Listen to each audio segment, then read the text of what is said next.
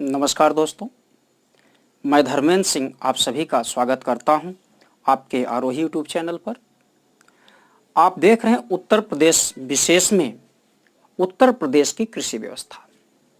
यह कृषि व्यवस्था उत्तर प्रदेश पीसीएस परीक्षा, समीक्षा अधिकारी, सहायक समीक्षा अधिकारी, खंड शिक्षा अधिकारी के अतिरिक्त अन्य एक दिवसीय परीक्षाओं के दृष्टिकोण से महत्वपूर्ण टॉपिक है। इससे निश्चित ही एक प्रश्न होंगे, निश्चित ही 100% एक प्रश्न होंगे। या हम बिंदुवार आपको देना चाहेंगे, शुरू से अंत तक प्लीज इसको देखिएगा। कृषि व्यवस्था पर 2 वीडियो आपके पड़ेंगे। हम जो हमारे इस चैनल पर नए व्यूअर होंगे प्लीज हमारे चैनल को सब्सक्राइब कर लेंगे। जो हमारे पहले इस चैनल को सब्सक्राइब किए हुए हैं व्यूअर, वो दोबारा सब्सक्राइब नहीं करेंगे, वो अनसब्सक्राइब हो जाता है। हमने देखा है कई लोग ऐसा किए हुए हैं। तो आप लोग केवल एक बार सब्सक्राइब करोगे, लाइक कमेंट शेयर जरूर करिएगा। आइए आज देखते हैं। जैसे आप जानते हैं उत्तर प्रदेश एक कृषि प्रधान राज्य है।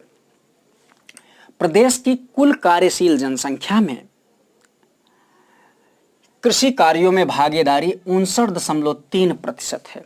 महत्वपूर्ण पॉइंट है, 59.3% है जो कृषि कार्यों से संबद्ध है या उसमें भागीदारी रखते हैं। यह अति महत्वपूर्ण पॉइंट है।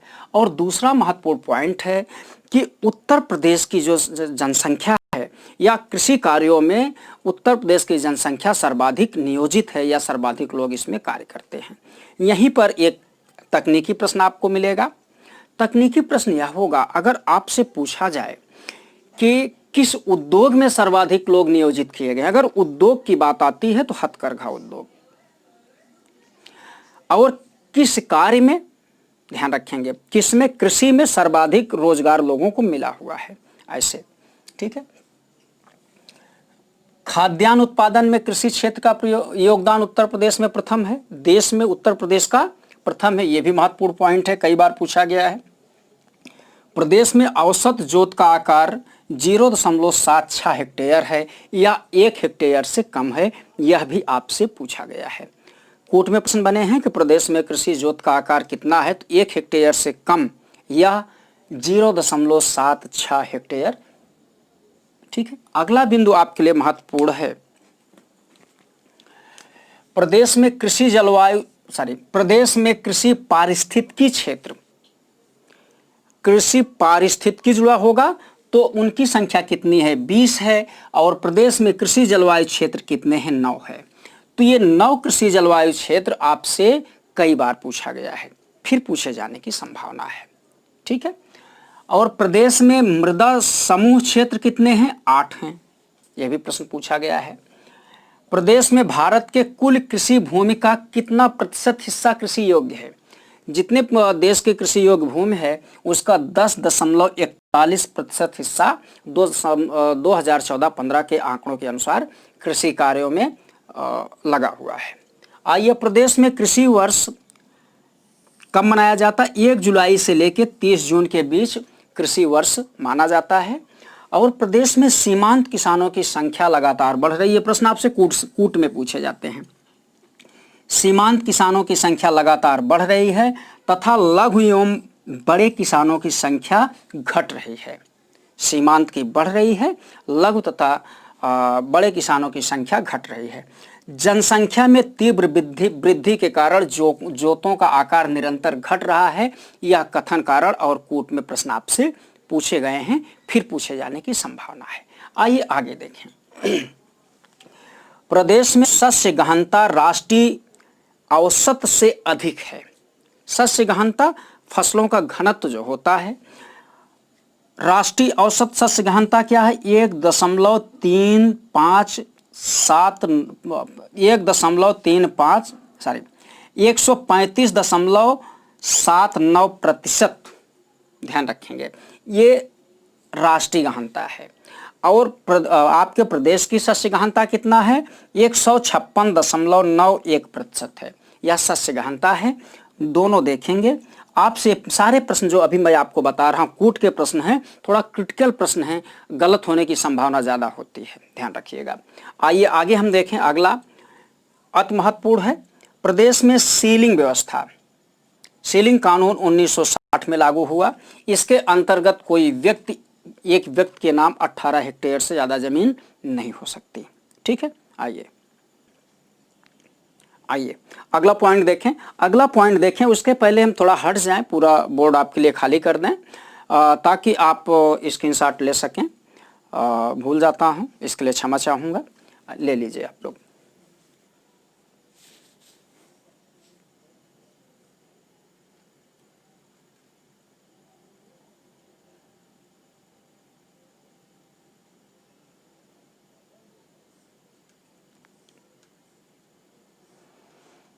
चलिए आइए अगला महत्वपूर्ण बिंदु देखते हैं।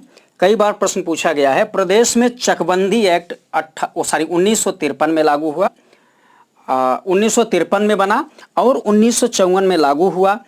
और उत्तर प्रदेश में कहाँ लागू हुआ, ध्यान देने की जरूरत है। उत्तर प्रदेश में सबसे पहले चकबंदी की शुरुआत कब की गई, जैसे 1953 में चकबंदी एक्ट, ये इसमें दो तरह के प्रश्न बनेंगे। ये जो चकबंदी एक्ट है, सीलिंग एक्ट है और इसके अलावा जमींदारी उन्मूलन है, इनका ऑर्डर क्रम आपसे पूछेंगे, ये आप ध्यान रखेंगे। इनका आरोही अवरोही क्रम कब पहले से अंतिम की तरफ कूट मिलाने के लिए आएगा और स्वतंत्र रूप से भी आता है, तो आप देखेंगे जैसे भी प्रश्न बने उसको देख लीजिएगा। तो हम चर्चा कर रहे थे प्रदेश में चकबंदी एक्ट 1953 जो बना, 1954 में लागू हुआ।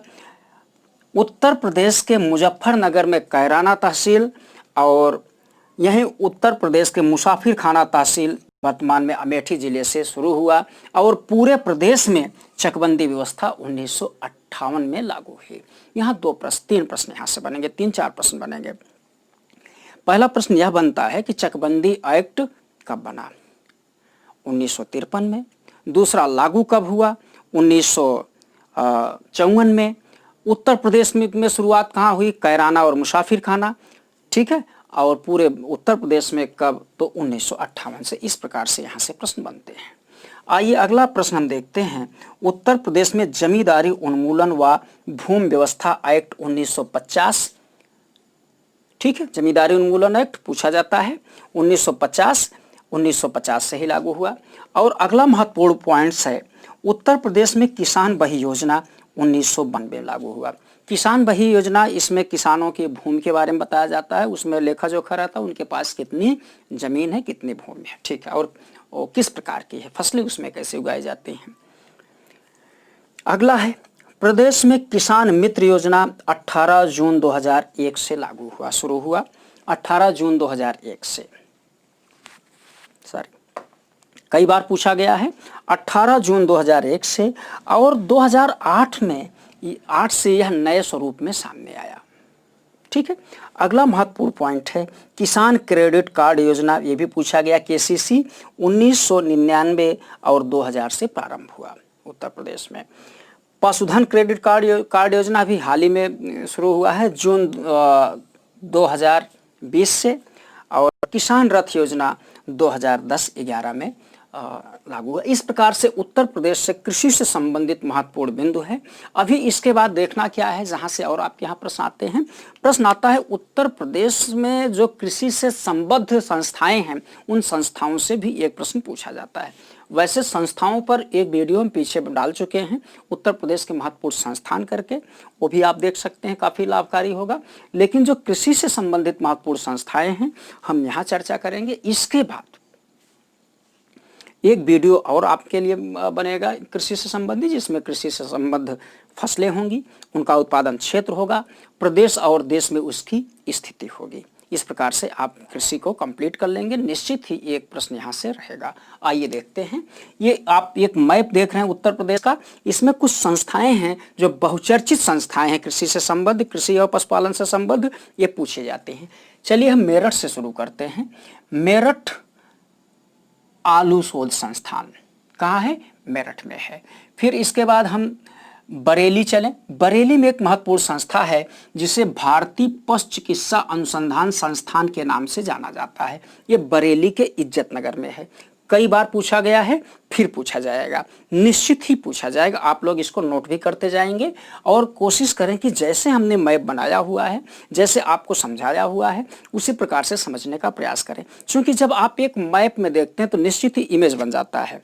ठीक है, मैप से पढ़ने का प्रयास करें क्योंकि वो भूलता नहीं। और दूसरा एक महत्वपूर्ण संस्था बरेली में है, केंद्रीय पक्षी अनुसंधान संस्थान, ये भी बरेली इज्जतनगर में है। आइए आगे चलें, हम लखनऊ यहीं से पहुँचें। लखनऊ में ऐसे बहुत सारी संस्थाएं हैं, बहुत सारी संस्थाओं के बारे में हमने पीछे भी चर्चा किया हुआ है, लेकिन केंद्रीय उपोष्ण उद्यान और बागवानी अनुसंधान संस्थान कहाँ है? लखनऊ में है। जो केंद्रीय उपोष्ण उद्यान संस्थान है, इसी को पहले आम शोध संस्थान के नाम से जाना जाता है। आम शोध संस्थान के नाम से जाना जाता था, अब इसका नाम यह हो गया। अगर फिर यही प्रश्न बन जाता, अगर आम शोध संस्थान लखनऊ में है, आम के बारे में शोध लखनऊ में किया जाता, तो अमरूद के बारे में कहाँ किया जाता है? यह आपके लिए एक प्रश्न है। मुझे आशा है, पूरा विश्वास है, आप लोग निश्चित ही इसका उत्तर देंगे। आइए देखते हैं। और यहीं लखनऊ में ही राजकीय खाद्य प्रसंस्करण प्रौद्योगिकी संस्थान भी है और राष्ट्रीय गन्ना अनुसंधान संस्थान भी लखनऊ में है। अब यहीं से हम ऐसे वाराणसी आते हैं। वाराणसी में कृषि से संबंधित एक महत्वपूर्ण संस्था है जिसे भारतीय सब्जी शोध संस्थान कहा जाता है। भारतीय सब्जी शोध संस्थान कहाँ है? वाराणसी में है। फिर प्रयागराज चलते हैं। प्रयागराज में सहकारी दुग्ध समिति 1917 से प्रयागराज के कटरा में संचालित है, 1917 से, और देश का प्रथम भी इसे कह सकते हैं और प्रदेश का प्रथम भी कह सकते हैं। ठीक है, अब हम यहीं से उठते हैं, महोबा चलें, या कानपुर चलते हैं। कानपुर में दलहन शोध संस्थान कई बार आपसे पूछा गया है। भारतीय दलहन शोध संस्थान कहाँ है? कानपुर में है। चीनी शोध संस्थान कहाँ है? कानपुर में है। चीनी के बारे में हमने पीछे भी चर्चा किया हुआ है, क्योंकि कृषि से संबद्धता रखती है, इसलिए इसको हम यहाँ आपसे चर्चा कर रहे हैं। चलें यहीं से महोबा थोड़ा चलते हैं। महोबा से भी आपसे प्रश्न पूछे गए हैं। महोबा में पान शोध संस्थान है, ध्यान रखिएगा। फिर झांसी, बगल देखे झांसी है। झांसी में भारतीय चारागाह एवं चारा अनुसंधान संस्थान कई बार पूछा गया है। फिर यहीं झांसी में ही झांसी का भरारी क्षेत्र, झांसी के भरारी क्षेत्र में पशु चारा बैंक बनाया गया है। ठीक है, अगर पशु चारा बैंक झांसी के भरारी में बनाया गया है, तो जैव प्रौद्योगिकी संस्थान उत्तर प्रदेश में कहाँ है? आपसे यह प्रश्न है, आप इसको भी बताओगे। 2 प्रश्न आपसे पूछा गया है। चलें हम यहीं से मथुरा चलते हैं। मथुरा में एशिया का प्रथम पशु चिकित्सा डिग्री कॉलेज 1947। ठीक है, पशु चिकित्सा, एशिया का पहला पशु चिकित्सा डिग्री कॉलेज 1947 में खोला गया। और पंडित दीनदयाल उपाध्याय पशु चिकित्सा विश्वविद्यालय एवं गौ रक्षा अनुसंधान संस्थान, ये भी कहाँ है? मथुरा में ही है। फिर से सुन लें, महत्वपूर्ण प्रश्न है। पंडित दीनदयाल उपाध्याय पशु चिकित्सा विश्वविद्यालय एवं गौ रक्षा अनुसंधान संस्थान कहाँ? मथुरा में ही है। केंद्रीय बकरी अनुसंधान संस्थान कहाँ है? यह भी मथुरा में ही है। चले यहीं से थोड़ा और एक महत्वपूर्ण प्रश्न आपके लिए बना हुआ है। गाजियाबाद ऊपर चलते हैं। मथुरा बगल गौतम बुद्ध नगर, फिर गाजियाबाद चलते हैं तो राजकीय जैविक खेती अनुसंधान संस्थान कहाँ है? गाजियाबाद। इस प्रकार से जो ये 10-15 पॉइंट्स आपको दिखे, अति महत्वपूर्ण पॉइंट है। इसके बाद आपके यहाँ कृषि से संबद्ध 3 निर्यात क्षेत्र हैं, कृषि निर्यात जोन है, जिसमें आगरा किससे संबद्धता रखता है? आलू से। आगरा आलू निर्यात जोन के संबंध जाना जाता है। वहीं लखनऊ आम के संबंध में और सहारनपुर आम के संबंध में। इस प्रकार से आगरा, लखनऊ, सहारनपुर तीनों कृषि से संबंधित जोन है, निर्यात जोन है। इस प्रकार से उत्तर प्रदेश कृषि से संबंधित महत्वपूर्ण पॉइंट्स रहे। निश्चित ही यहाँ से एक प्रश्न बनेंगे। इसके बाद अगला वीडियो कृषि से संबंधित शीघ्र प्रसारित होगा, उसको भी आप लोग देखिएगा। आप लोग ज़्यादा से ज़्यादा इसे शेयर करें, लाइक करें, कमेंट करें। नमस्कार, धन्यवाद।